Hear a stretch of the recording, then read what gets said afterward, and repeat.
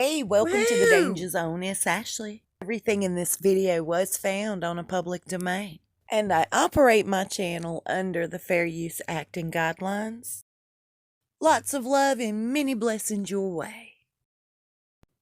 It seems like no matter what the situation is, it can never be peaceful. Like I said in an earlier video, wouldn't it be different if they did decide to step down and leave and did so the right way?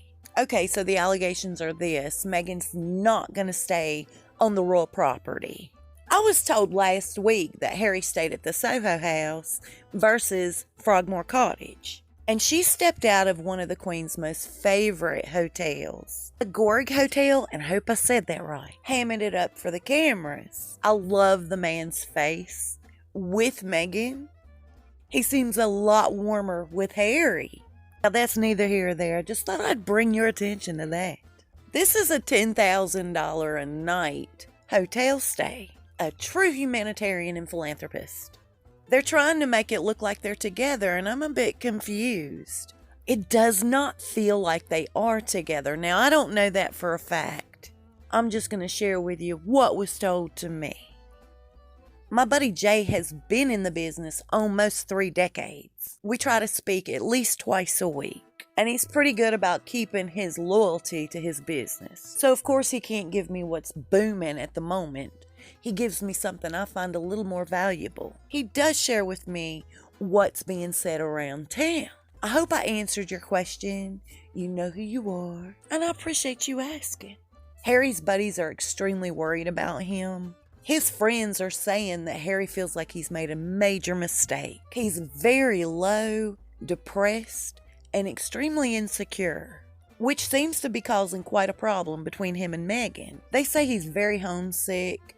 He's really wanting his life back, but she continues to tell him, hey, look, it's me or them.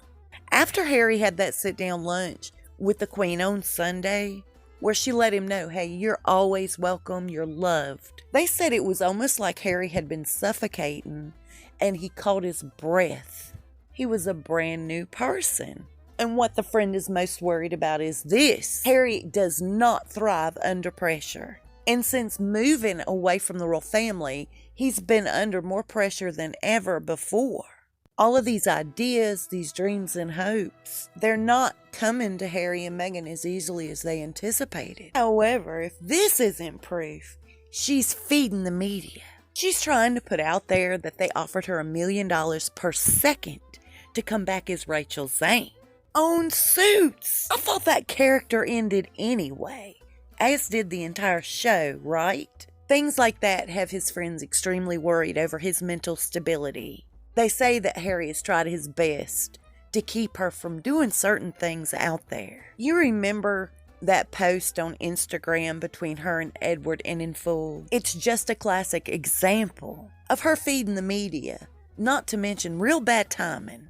In fact, the palace asked her, please don't post that on your Instagram account. Several people just lost their jobs without notice. Do you think they'll be able to appreciate that you're here happy, giggling, celebrating your success without any regard for anybody else? She's going to do what she wants to.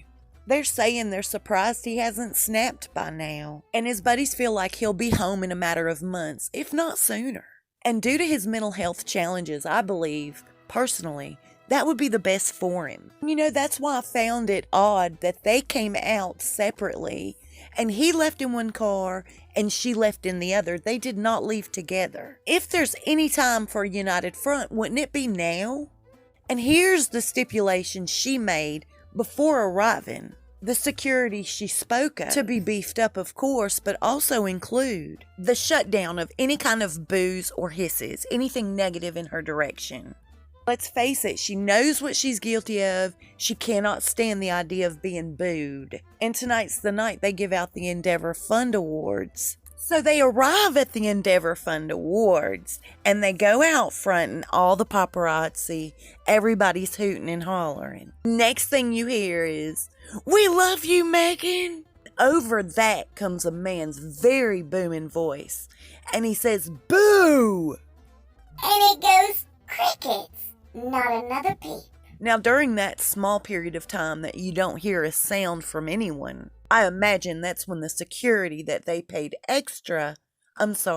the taxpayers paid extra for, was shutting him down with the quickness. The fella that booed. It's like hitting the play button just that fast.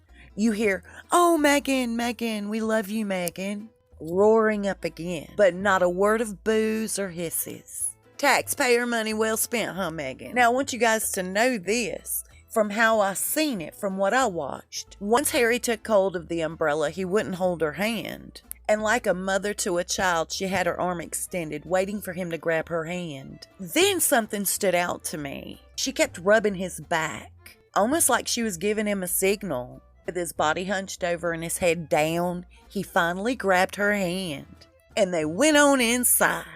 You know, personally, I'd rather hold my own hand than beg somebody to hold it. You know what I mean? So listen to this. If you haven't heard, she flew her BFF, Daniel Martin, aka her glam squad, first class, to be there with her the entire period of time that she'll be there. Now, let me ask you this really fast. Put yourself in their position. If you were freshly married, not even 2 years, would you really want a third party coming along everywhere you went? I reckon it's because she really can't stand Harry. It just doesn't make sense to me. Does it feel like they're together to you? I have something else to talk to you guys about, and we'll do that next. I'll see you soon, and we'll talk fast. Stay safe and be blessed.